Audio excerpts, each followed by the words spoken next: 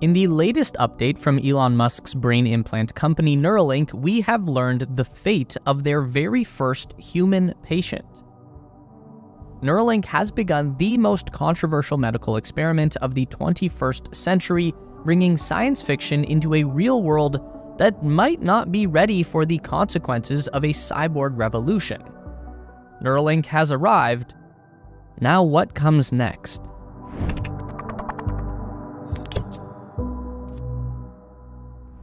On Sunday, January 28, 2024, Elon Musk's Neuralink carried out their first robotic operation on a human brain. The patient was implanted with a total of 64 wires directly into the tissue of their cerebral cortex, each wire containing 16 microscopic electrode sensors, and then a very small battery-powered computer device was nestled inside this person's skull before the incision was sealed up and the N1 chip was powered on for the first time inside a live human being. Elon Musk has confirmed that patient 0 survived the procedure in good health and is recovering well. Elon also noted that the Neuralink device has already begun to show promising neuron spike detection. Ever since the concept was introduced 8 years ago, Neuralink has felt like a purely speculative techno-fantasy, but in 2024, Neuralink is real and it works. He did it. He really did it. Elon put a Fitbit inside someone's skull. So now what? Well, Elon Musk promises that the first Neuralink product that will be tested is called telepathy. And by that, he means the first software application that will harness the capability of the N1 device that is currently resting inside the skull of at least one human being. I'm not getting over that anytime soon. Neuralink's telepathy will enable the user to control a smartphone or computer simply by thinking. And by extension, the Neuralink patient can use telepathy to control any external device that is connected to their computer or smartphone. So in theory, telepathy should allow the user to reach out and control pretty much anything. It is important to acknowledge right now that Neuralink has not just created a superhuman cyborg. In fact, our patient 0 and all of the other initial users of Neuralink are people suffering from an extreme physical disability, full body paralysis. So the purpose of this first clinical trial for Neuralink is to help restore some level of autonomy to people who have the least. The initial application that Neuralink has demonstrated is telepathic typing and cursor control. Just by thinking about the movement of the cursor on a computer screen, the Neuralink will enable a user to write messages, open applications, browse the web, and even play video games. This is all stuff that has already been demonstrated in the company's monkey experiments for years now. So this is what we can assume the first human Neuralink users are doing right now. And as Elon pointed out, if you can use a smartphone, you can operate any smart device that is linked to that phone. So even without having to move or speak, a patient could change their thermostat, dim the lights, open the blinds, activate the Roomba, lock their doors. All of these Internet of Things enabled devices are now accessible through Neuralink telepathy. But that's not all that Elon Musk has in mind for Neuralink's first human trials. Elon also teased that Neuralink is working on a second application that will join telepathy. This one is called blind sight. Elon has been surprisingly optimistic in recent months that even an early version of Neuralink could restore eyesight to the blind. The idea here is that the N1 implant could be used to beam digital vision from a camera directly into the brain. This one is a little further out, but in theory, it is possible. So with telepathy, the Neuralink device is being used exclusively as a transmitter.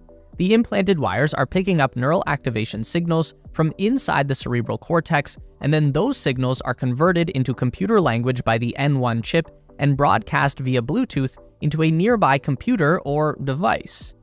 If this is possible, then it would stand to reason that you could flip the process and transmit digital information from a device through Bluetooth into the N1 implant, which would then convert the digital signal into neuron activations.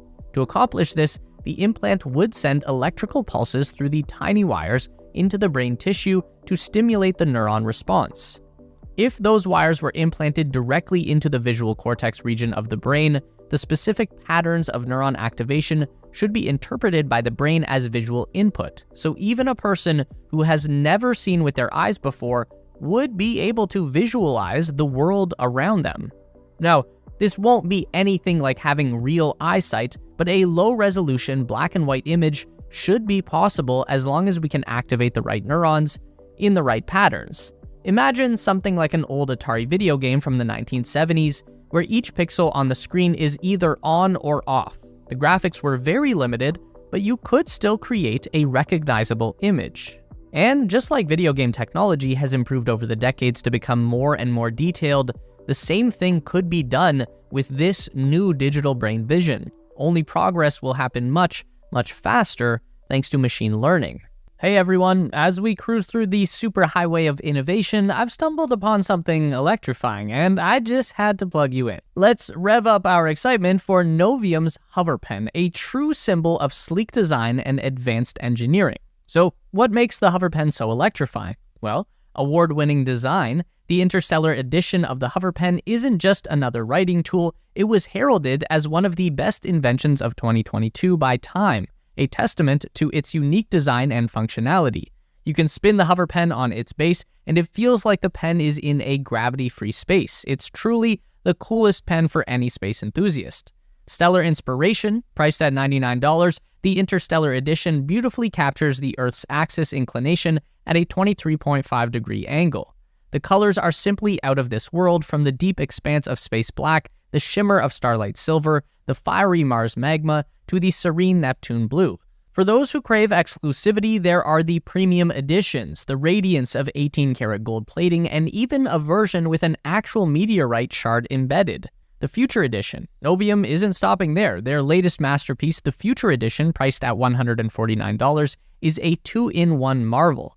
Fountain pen or roller bar, you get to choose with its interchangeable tip, and for those who value unparalleled luxury, there's a premium edition featuring an 18 solid karat gold nib. Whether you're treating yourself or searching for that perfect gift for a loved one, hover pens are more than just writing instruments. They are a blend of art and the mysteries of space, offering an unrivaled writing experience and serving as a timeless piece of luxury.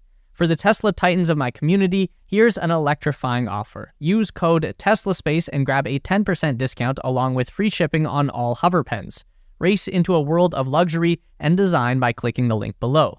I'm also eager to know which edition caught your eye and why. Share your thoughts in the comments below. While Neuralink has always been the biggest headline-grabbing product in the modern world of brain-computer interface, Elon's company is really just one piece of a much larger puzzle that neuroscientists have been trying to solve for decades. How do we understand the human brain? The pursuit of decoding the human brain will become a multi-trillion-dollar industry in the decades to come, and Neuralink will have no shortage of competition. But in true Elon Musk fashion, his radical pursuit of innovation might stand the best chance of coming out on top. Synchron is another US-based BCI startup company that has already completed their first round of human trials in 2023, implanting 10 patients with their own neuron-sensing electrodes. This company is important to watch because it is currently being funded by Jeff Bezos and Bill Gates, two wealthy and powerful individuals who do not seem to like Elon Musk very much. The method used by Synchron to access the brain is considerably less invasive than the procedure being done at Neuralink, which is a big factor in allowing human trials at Synchron to move at a faster pace. Instead of approaching the brain through the skull, Synchron uses a stent-based procedure that they call a stentrode.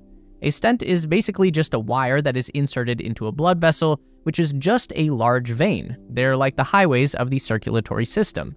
Typically, doctors will use a stent to free up a blockage inside the vessel that might cause a heart attack or stroke. In the case of the stentrode, the device is using a primary blood vessel as an express lane directly from the chest into the cerebral cortex. Once the stentrode arrives in the brain to an area directly below the motor cortex, an expandable mesh is deployed that interfaces with the walls of the vessel. And this mesh contains 16 electrode sensors that can begin detecting and transmitting neural activity back down through the wire and into a device that is attached to the patient's chest. So how does that compare to Neuralink? Well, let's go back to what we were just talking about at the beginning. The first Neuralink patient has had 64 tiny wires inserted into the surface of their brain by an ultra-precise surgical robot, and each wire contains 16 electrodes just in the microscopic tip that goes around 2 millimeters deep into the brain tissue. That is a total of 1,024 individual electrodes that are distributed across the circular hole that's been cut into the patient's skull. And then, looking at our stentrode again, we have 16 electrodes placed inside a blood vessel that is adjacent to the brain material we want to monitor.